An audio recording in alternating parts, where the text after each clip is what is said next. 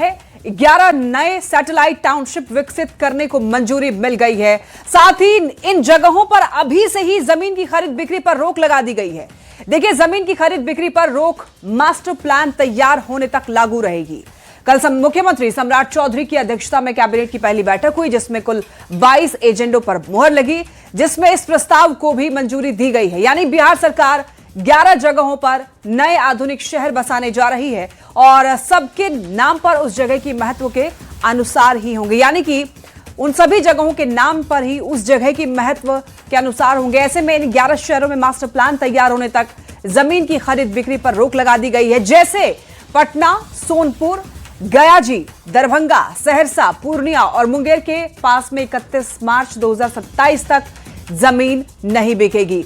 और जबकि इधर भागलपुर, सीतामढ़ी, मुजफ्फरपुर और छपरा के पास 3 महीने अधिक यानी 30 जून 2027 तक जमीन की बिक्री नहीं होगी। तो 7 निश्चय पार्ट 3 के तहत बिहार सरकार ने यह बड़ा फैसला लिया है, जिसमें 11 नए सैटेलाइट टाउनशिप विकसित करने को मंजूरी मिल गई है और इन जगहों पर अभी से ही जमीन की खरीद बिक्री पर रोक लगा दी गई है। तो बहुत बड़ा फैसला है बिहार सरकार का और ये जो रोक है वो मास्टर प्लान तैयार होने तक लागू रहेगी।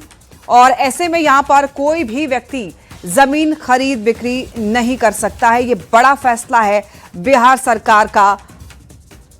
कल ही जब कैबिनेट की बैठक हुई सम्राट चौधरी की अध्यक्षता में, तो यहां पर कुछ बड़े फैसले लिए गए। 22 एजेंडों पर मुहर लगी है। उनमें से ये एक सबसे बड़ा यहां पर यह फैसला लिया गया है। जमीन की खरीद बिक्री से जुड़ी हुई यह खबर आप तक पहुंचा रहे हैं। ये सभी क्षेत्र जो हैं जहां पर मास्टर प्लान आने तक हमें वहां पर क्रय विक्रय, हस्तांतरण और भूमि के विकास, साथ साथ भवनों के निर्माण पर रोक लगानी होगी। तो पटना, सोनपुर, गयाजी, दरभंगा, सहरसा, पूर्णिया और मुंगेर, यहाँ के टाउनशिप्स जो नए बनने जा रहे हैं, वहाँ पर हम लोग 31 मार्च 2027 तक किसी प्रकार के निर्माण कार्य, भूमि के क्रय विक्रय, हस्तांतरण पर रोक लगा रहे हैं। अगर मास्टर प्लान पहले तैयार हो जाता है, जिसकी पूरी संभावना है, तो यह रोक पहले ही खत्म हो जाएगी। मुजफ्फरपुर, छपरा, भागलपुर और सीतामढ़ी के जो नए टाउनशिप्स हैं, उसके लिए जो मास्टर प्लान एरिया पहले से है, उसमें थोड़ा एक्सपेंशन करने की ज़रूरत है। तो इसके लिए 3 महीने का अतिरिक्त समय लिया जा रहा है। तो इन 4 शहरों के पास जो नए टाउनशिप्स आने वाले हैं, यहाँ 30 जून 2027 तक भूमि के क्रय विक्रय, हस्तांतरण, भूमि विकास और भवनों के निर्माण पर रोक लगाई जा रही है। जैसे ही मास्टर प्लान नोटिफाइड होगा इन जगहों पर, वैसे ही ये रोक हटा दी जाएगी और सामान्य तरीके से मास्टर प्लान के अनुसार भूमि के विकास और भवनों के निर्माण की अनुमति होगी। और ज्यादा जानकारी के लिए न्यूज 18 संवाददाता शैलेंद्र हमारे साथ जुड़ चुके हैं। शैलेंद्र, 11 नए शहरों में जमीन की खरीद बिक्री पर रोक लगा दी गई है। वो कौन कौन से शहर हैं जहां पर जमीन अब लोग नहीं खरीद पाएंगे? पूरी जानकारी दीजिए। हाँ बिल्कुल, देखिए 7 निश्चय पार्ट 3 के तहत ये जो फैसला है ये सरकार ने लिया और अब 11 नए एक तरीके से बिहार में मतलब नए शहर को ही बसाया जाएगा, नया टाउनशिप बसाया जाएगा। ये तैयारी बिहार सरकार की है और कल कैबिनेट में इसको लेकर के एक बड़ा निर्णय भी हुआ है। और सबसे बड़ी बात है कि इन सभी जो भी नए टाउनशिप बसाए जाएंगे, इन सभी शहरों में जमीन की जो खरीद बिक्री है उस पर पूरी तरीके से प्रतिबंध लगा दिया जाएगा। और ये पटना में भी है और पटना के लिए पाटलिपुत्र नाम दिया गया है, यदि मुजफ्फरपुर के लिए तिरहुत नाम दिया गया। तो अलग अलग जगहों के नाम का भी चयन कर लिया गया है और सरकार ने यह भी निर्णय लिया है कि इस पर नए जमीन, अब जब तक के लिए जो मास्टर प्लान है जो सरकार बनाने जा रही है, वो मास्टर प्लान जब तक के लिए नहीं बन जाता है, तब तक के लिए इस पर जमीन जो है इस इलाके में खरीद बिक्री नहीं होगी।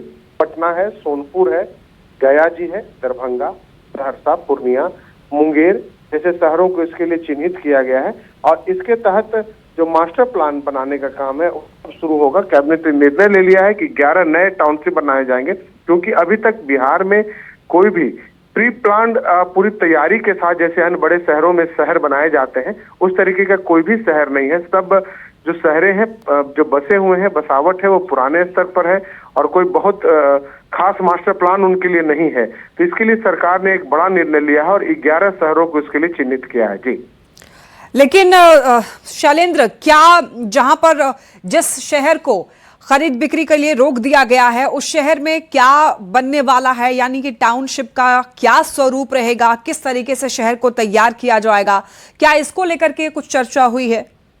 देखिए, आधुनिक स्तर का शहर बसाया जाएगा। इसमें जो सरकार ने जो निर्णय लिया है, जो सरकार ने जो कैबिनेट की बैठक में जो कहा है कि जो शहर, जो नए शहर बसाए जाएंगे, जो सैटेलाइट सिटी बनाए जा रहे हैं वो आधुनिक होंगे, वो पूरे रोड मैप के साथ होगा। पूरा जो उसका मास्टर प्लान है वो उसके लिए तैयार किया जाएगा। पूरे विस्तृत तरीके से उसमें जो नागरिक सुविधाएं दी जाती हैं, जैसे देश के अन्य बड़े शहरों में है या फिर दुनिया में कई जगहों पर इस तरीके के, उन चीजों की परिकल्पना बिहार में की जा रही है कि जो बड़े शहरों की जो सुविधाएं हैं वो चीजें उसमें मिल सके। जो हाईटेक सिटी एक तरीके से जो बनाया जाता है वो यहाँ पर बन करके तैयार होगा। उसमें सभी सुविधाएं लोगों को उस इलाके में होंगी, सीवरेज हो, लाइटिंग हो या अन्य जो भी सुविधाएं हैं, ट्रैफिक की सुविधाएं, सड़क की सुविधाएं, बिजली की सुविधाएं, पानी की सुविधा, वो आपको अत्याधुनिक तरीके से मिल सके। इन चीजों को लेकर के इसको, और उस शहर को अलग जगह, हर जगह से कनेक्टिविटी, उसमें नए रोजगार के भी जो साधन है वो भी लाए जाएंगे उस जगहों पर। तो कई तरीके के प्रोजेक्ट है जिस पर इस वक्त काम चल रहा है और जल्दी उसका जो मास्टर प्लान है वो भी उसमें आएगा। जी ठीक है शैलेंद्र, बहुत धन्यवाद आपका इन तमाम जानकारियों के लिए। देखिए, इंडो नेपाल सुरक्षा को लेकर केंद्र सरकार अब बेहद गंभीर है। अगले महीने केंद्रीय गृह मंत्री अमित शाह इसको लेकर दिल्ली में बड़ी बैठक करने वाले हैं। और इधर इससे पहले बिहार के मुख्य सचिव, अपर गृह सचिव और डीजीपी लगातार नेपाल से लगे जिलों का दौरा कर रहे हैं। इसी क्रम में आज ये सभी आला अधिकारी मधुबनी और सुपौल जिले से लगे हुए इंडो नेपाल बॉर्डर का पहले निरीक्षण करेंगे और फिर इन दोनों जिलों के डीएम और एसपी के साथ साथ एसएसबी के अधिकारियों के अलावा सहरसा रेंज के डीआईजी और दरभंगा रेंज के आईजी के साथ भी बैठक करने वाले हैं।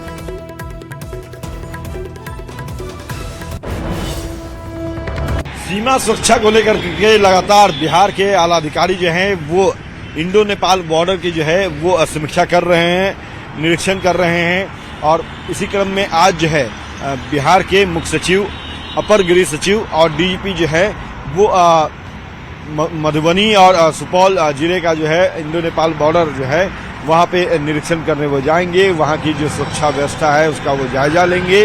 उसके बाद जो है फिर वहाँ के जो अधिकारी हैं, सुपौल के जो डीएमएसपी हैं, मधुबनी के जो डीएमएसपी हैं, उनके साथ साथ सहरसा रेंज के जो डीआईजी हैं, दरभंगा रेंज के जो आईजी हैं, इन सभी के साथ वो बैठक करेंगे। बैठक करके जो इंडो नेपाल को लेकर के सुरक्षा मानक तय किए गए थे, पिछले बैठक में जो गृह मंत्री अमित शाह ने पूर्णिया में किया था, उसको लेकर के क्या कुछ किया गया है, क्या कुछ आगे और करना बाकी रह गया है, इसको लेकर के दिशा निर्देश जारी करेंगे। बताते ये चले कि अगले माह 2 मई को जो है एक बार फिर से इंडो नेपाल बॉर्डर की सुरक्षा को लेकर के केंद्रीय गृह मंत्री अमित शाह दिल्ली में एक बड़ी बैठक करने वाले हैं। और उससे पहले ये तमाम जो आला अधिकारी हैं, बिहार के मुख्य सचिव अगर बात करें प्रत्यामृत की, या फिर अपर गृह सचिव की बात करें हम, अरविंद चौधरी की, डीजीपी विनय कुमार की बात करें, तो ये तमाम लोग जो है वो अलग अलग जिलों में जाकर के इंडो नेपाल से सटे जो जिले हैं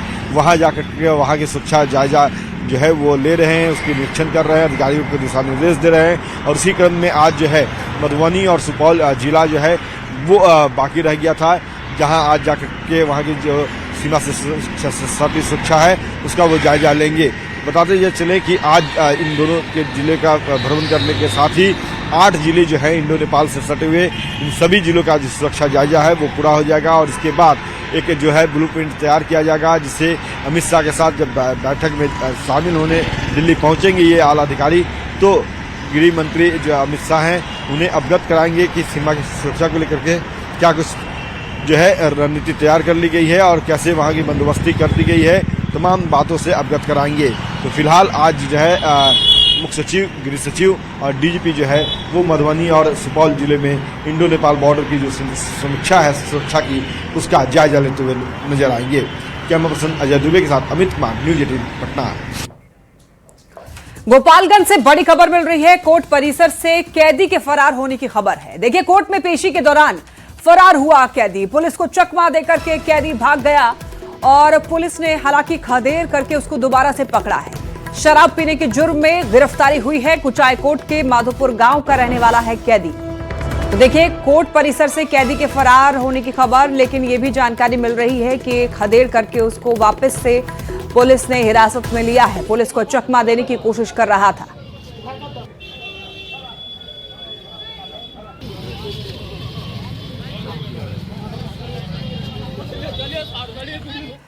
छपरा से बड़ी खबर, कार में लगी भीषण आग, यात्रियों ने कूद करके जान बचाई। फायर ब्रिगेड की टीम ने आग बुझाई है। दिगवारा थाना क्षेत्र की यह घटना बताई जा रही है। छपरा से यह खबर है जहां पर भीषण आग लगी की खबर है, लेकिन ये कार में आग लगी है। और ये तस्वीर में आप देख सकते हैं कि किस तरीके से धू धू करके ये कार जो है पूरी तरीके से जल गई है। आसपास खड़े यात्रियों में काफी दहशत फैल गई और यात्रियों ने कूद करके जान बचाई। फायर ब्रिगेड की टीम को मौके पर बुलाया गया और उसके बाद यहां पर आग पर काबू पाया जा सका।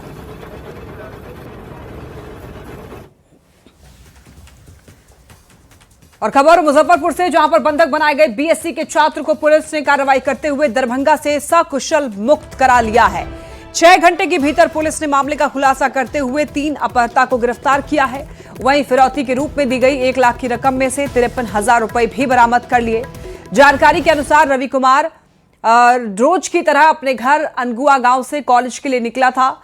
इस दौरान रास्ते में उसकी रेकी कर रहे अपहरणकर्ताओं ने उसे अगवा कर लिया और दरभंगा जिले के हायाघाट थाना क्षेत्र में कमरे में बंद करके उसको बंधक बना करके रखा गया। परिजनों से 3 लाख की फिरौती मांगी गई थी, जिसकी जानकारी पुलिस को दी गई और यहां पर अपहर्ताओं को गिरफ्तार किया गया है। एक फिलहाल किडनैपर जो है वो फरार हो गया है, जिसकी तलाश जारी है। अभियुक्तों के संभावित ठिकानों पर लगातार छापेमारी की गई और महज 6 घंटे के भीतर फिरौती हेतु अपहरण का ये संवेदनशील जो अपहरण कांड दर्ज हुआ था, इसका सफल उद्भेदन करते हुए इसमें गठित टीम के द्वारा दरभंगा जिला के हायाघाट थाना अंतर्गत भवानीपुर गांव से एक मकान से अफरीद की बरामदगी की गई और उस अफरीद के साथ जो अभियुक्त थे वो भी वहाँ मौजूद थे, जिनकी 3 अभियुक्त की गिरफ्तारी की गई, जिनका नाम अमन कुमार समस्तीपुर जिला के हैं, राम प्रवेश राय और संजय राय जो ये दरभंगा के हायाघाट के ही रहने वाले हैं। मधुबनी में एक बार फिर निगरानी विभाग को बड़ी सफलता मिली है। निगरानी विभाग ने रिश्वत लेते अंचल कार्यालय के लिपिक को रंगे हाथों पकड़ा है। निगरानी अन्वेषण ब्यूरो की टीम ने जमीन अतिक्रमण खाली कराने को लेकर बेनीपट्टी अंचल कार्यालय के लिपिक साकेत कुमार को 10,000 रुपए की रिश्वत लेते पकड़ा है। साथ ही एक बिचौलिया परमानंद झा को भी गिरफ्तार किया है। बताया गया है कि परजुआर पंचायत के दहिला गांव निवासी पीड़ित रविंद्र यादव से अतिक्रमण खाली करवाने के एवज में पैसों की मांग की गई, जिसके बाद सौदा 15,000 रुपए में तय हुआ और तय सौदा के मुताबिक बुधवार को 15,000 में से 10,000 रुपए की पहली किश्त का भुगतान होना था। जैसे ही दोपहर करीब 12 बजे कार्यालय परिसर में पैसों का लेन देन शुरू हुआ, पहले से ही जाल बिछाए निगरानी विभाग की टीम ने लिपिक साकेत कुमार और उसके सहयोगी बिचौलिए परमानंद झा को रंगे हाथों दबोच लिया। अब जो है आदेश निकाल दिए थे जो कि 2 महीना के अंदर में खाली हो जाएगा, लेकिन 1 महीना से ऊपर हो गया, अभी तक खाली नहीं हुआ। फिर भी हम प्रयास में लगे हैं जो काम हो जाए। सत्यापन के दौरान 10,000 रुपये के बाद 10,000 रुपये जो है ये आज दिनांक 22/4/2026 को लेकर आए और आज जैसे ही हम लोग 22/4/2026 को यहाँ अंचल कार्यालय बेनीपट्टी मधुबनी आए तो अभियुक्त दलाल के माध्यम से पैसा ले रहे थे और दलाल को और उनको दोनों को गिरफ्तार किया गया। धनबाद से बड़ी खबर, यहां पर देखिए टांडाबाड़ी में एक बार फिर से भूधसान का मामला सामने आया है। पूरी बस्ती 4 फीट तक धंस चुकी है। मंदिर, पीसीसी सड़क और घर में आई दरार। इसके बाद लोग दहशत में हैं। घर छोड़ करके खुले आसमान के नीचे लोग पहुंच गए हैं। बीसीसीएल पर लापरवाही का आरोप लगाया जा रहा है। देखिए 31 मार्च 2026 को भी यहां पर भूधसान की घटना में 3 लोगों की मौत हो चुकी है। घटना के बाद से बीसीसीएल रेस हुई, सभी को विस्थापित करने की बात कहा था, लेकिन यह मामला जो है वो ठंडा पड़ता गया और उसके बाद बीसीसीएल जिला प्रशासन बस्ती की सुध तक लेने के लिए नहीं पहुंचा। कोई वहां पर ठोस सुधार भी नहीं हुआ और एक बार फिर से ऐसा ही मामला यहां पर सामने आ रहा है, इसलिए लोग दहशत में हैं। अपना जान जोखिम में डाल के अपने घर में रह रहा। कितना परिवार आप लोग हैं? हम लोग परिवार 9 सदस्य हैं आज के डेट। बच्चे लोग कहाँ हैं? बच्चे हमारे भेज दिए हैं अपना ससुराल में, 2 बच्चा गया। मेरा भाई लोग जो है कुछ लोग बाहर प्रदेश चला गया।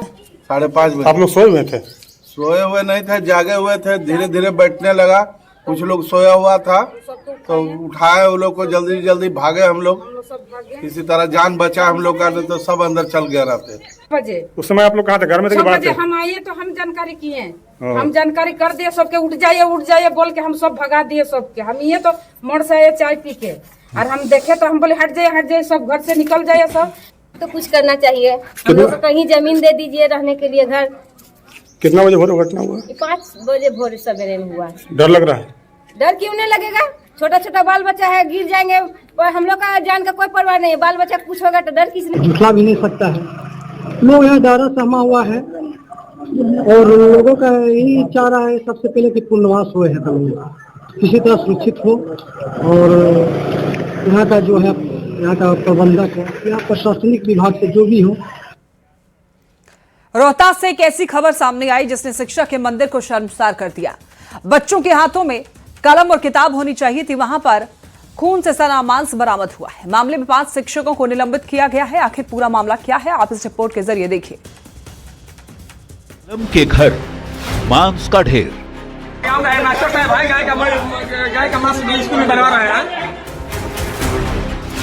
गुरुओं ने किया ये कैसा अंधेर? ये हेडमास्टर साहब है, इनका नाम अख्तर अंसारी है।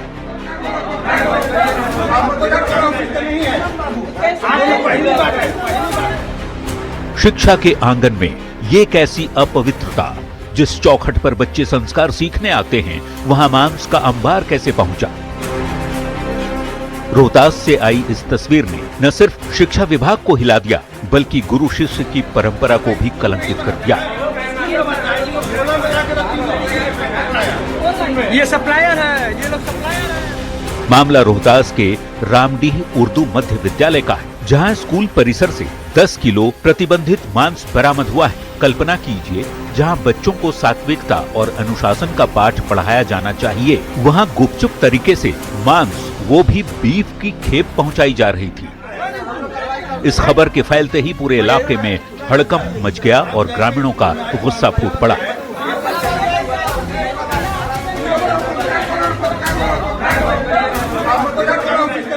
ग्रामीणों ने पुलिस को सूचना दी। सूचना मिलते ही डीएम उदिता सिंह और एसपी रोशन कुमार दल बल के साथ मौके पर पहुंचे। वहां से 2 महिला शिक्षिका सहित 5 शिक्षकों को हिरासत में लिया गया और ग्रामीणों को आश्वासन दिया कि शिक्षा का अपमान करने वालों के साथ कार्रवाई जरूर होगी। किसी भी तरह की धार्मिक भावनाओं को ठेस न पहुंचे, उसके लिए स्कूल में पुलिस बल तैनात भी कर दिया गया।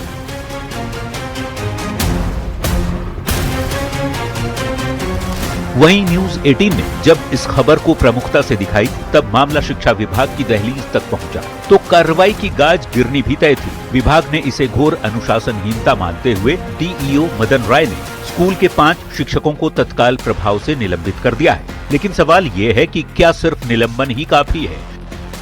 इन शिक्षकों की इस अशिक्षित करतूत की सजा सिर्फ निलंबन है। कौन लाया है? बच्चों को सिखाए हैं, पूछ लीजिए। बच्चे नहीं, ये आज गौमांस कौन लाया है? पूछ लीजिए। आप लाई है कि वो लाया है? कौन लाया है? मेरे गाँव उस व्यक्ति का नाम बताओ, कौन लेके आया है? मेरे गांव में तो खुद ही होता है, तो हम यहाँ काहे खातिर लाएंगे? तो कौन लाया? भगवान ला दिए हैं? तुम लाई हो, ठीक है। स्कूल के जिन शिक्षकों को निलंबित किया गया, उनमें हेडमास्टर अख्तर अली, शिक्षक मोहम्मद इमरान, शिक्षक अनवर अली, शिक्षिका सूफिया खातून और शिक्षिका हिना कौसर निलंबित की गई। स्कूल कोई पिकनिक स्पॉट या रसोई घर नहीं, बल्कि समाज की चेतना का केंद्र होता है। स्कूल में मांस लाना सिर्फ एक प्रशासनिक चूक नहीं, बल्कि उस शिक्षा के मंदिर का अपमान है जिसे हम पूजते हैं। जब गुरु ही मर्यादा की लक्ष्मण रेखा लांघने लगे, तो मासूम छात्रों के भविष्य पर सवाल खड़ा होना लाजमी है। न्यूज 18 के लिए सासाराम से अजित कुमार की रिपोर्ट।